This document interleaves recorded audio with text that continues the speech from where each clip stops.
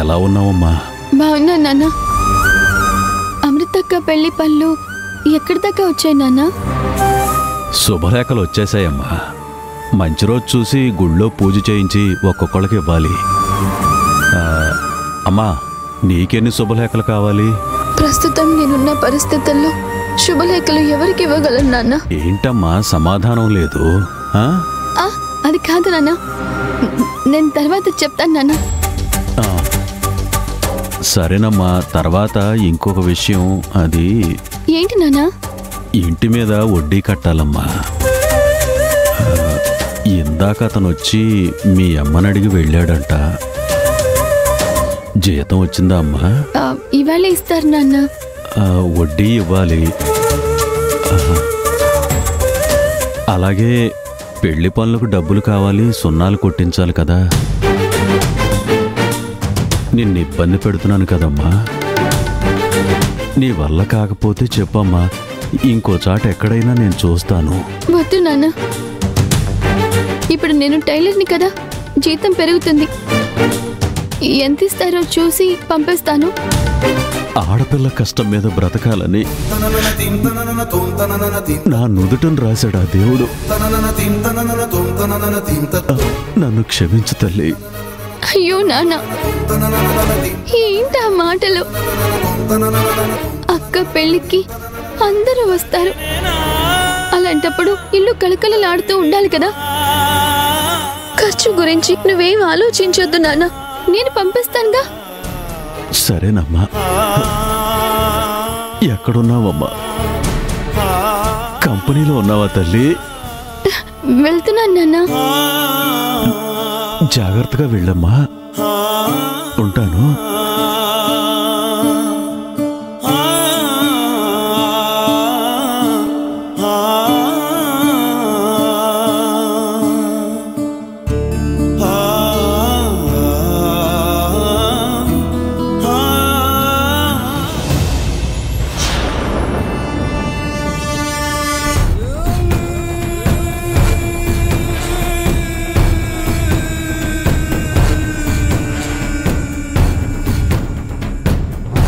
ఈ chance miss అవ్వకూడదు. అశ్విన్ గారు చావాలని ఎంత చెప్పినా మిస్ చేసావు. మన వాళ్ళు కరెక్ట్గానే అటాక్ చేశారు, కానీ ఆ అశ్విన్ గారు టైం బాగుంది, అందుకే తప్పించుకున్నాడు రా. తర్వాత ఇంకో అటెంప్ట్లో చూద్దాం. వదిలే. వాయిదాల పద్ధతిలో అటెంప్ట్ చేయడానికి ఇది కోర్టు కాదు. తర్వాత చూద్దాం అనడానికి ఇది బిజినెస్ అంతకన్నా కాదు. మర్డర్ మిస్ అయితే మళ్ళీ ఛాన్స్ దొరుకుతుందా? ఇవాళ గురి తప్పకుండా ఆనందిని అశ్విన్ని లేపేసి ఉంటే పెద్ద ప్రాబ్లం సాల్వ్ అయి ఉండేది. నిన్ను గుర్తుపట్టే ఒకే ఐ విట్నెస్ ఆ ఆనంది. దానికి కనిపించావా? అది శివంగల మీద పడి చంపేస్తుంది. చెప్పాగా టైం బాగుంది, తప్పించుకున్నారని. చేతకాక టైం బాగుందని జ్యోతిషం చెప్తావేంటి? అదే నిజంరా. లేకపోతే టార్గెట్ చేసిన ప్రతిసారి ఎలా తప్పించుకుంటారు? రేపది నిన్ను గుర్తుపట్టి పోలీసులకు అప్పగిస్తుంది. అప్పుడు లోపల కూర్చొని వాళ్ళిద్దరూ లక్కీ రాని కథలు చెప్పు. సరే, ఇప్పుడేం చేద్దాం అది చెప్పు. వెంటనే మళ్ళీ వాళ్ళ మీద అటాక్ చేయడం కరెక్ట్ కాదు. అది మనకు సేఫ్టీ కాదు. ఈసారి మన టార్గెట్ ఆ మహేష్. మహేషా? అవును. ఈసారి నేను ఎవ్వరిని నమ్మను.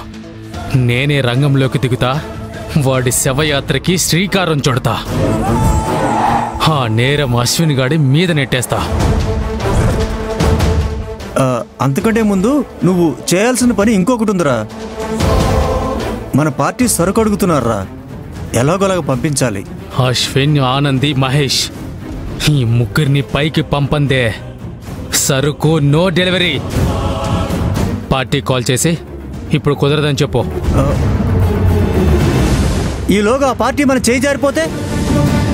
పోతే పోనే, నాకెలాంటి ప్రాబ్లం లేదు. కానీ ఆ ముగ్గురి అంతూ తేల్చాల్సిందే.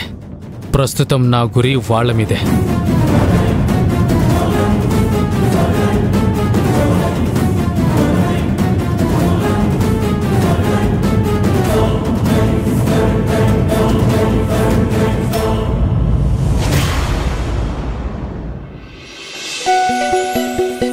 ఏం మానసక్క, ఇవాళ జీతాలు ఇస్తారు కదా? జీతంతో పాటు ఇంక్రిమెంట్ కూడా వస్తుంది.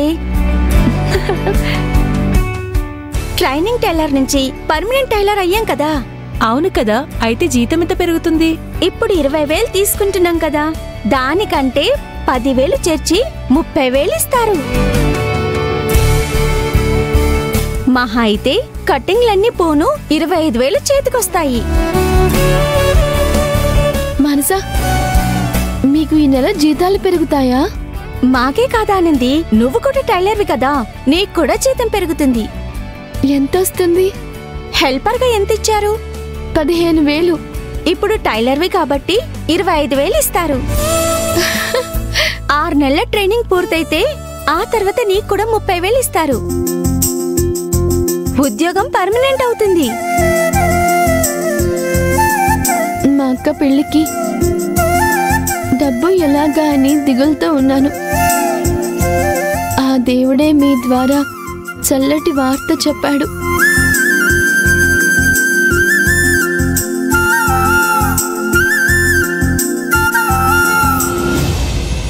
అసలు రాజశేఖర్ సార్ ఎందుకు ఇలా చేస్తున్నారు?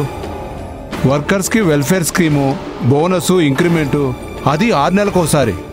ఇలా అయితే వచ్చే ప్రాఫిట్స్ అన్నీ లేబర్స్కే పోతాయి కదా.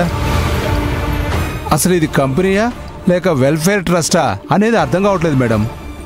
జరిగిపోయిన దాని గురించి మాట్లాడుకొని నో యూస్ కరుణాకర్ సార్.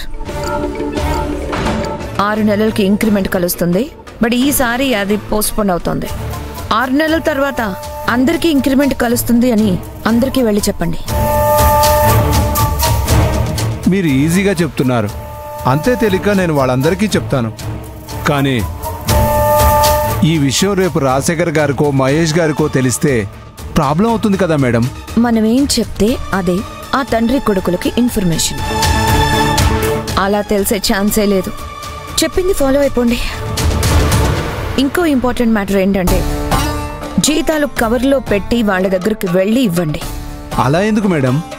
అప్పుడైతే వర్క్ చేస్తూ బిజీగా ఉంటారు. ఆ టైంలో ఇస్తే ఎంత ఇచ్చారో చూసుకోరు.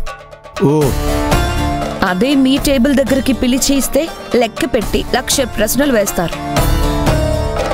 ఒకవేళ ఎవరైనా కవర్ ఓపెన్ చేసి చూసి అడిగారనుకోండి, అప్పుడు ఎలా ఎక్స్ప్లెయిన్ చేయాలో అలా ఎక్స్ప్లెయిన్ చేద్దాం. Okay madam.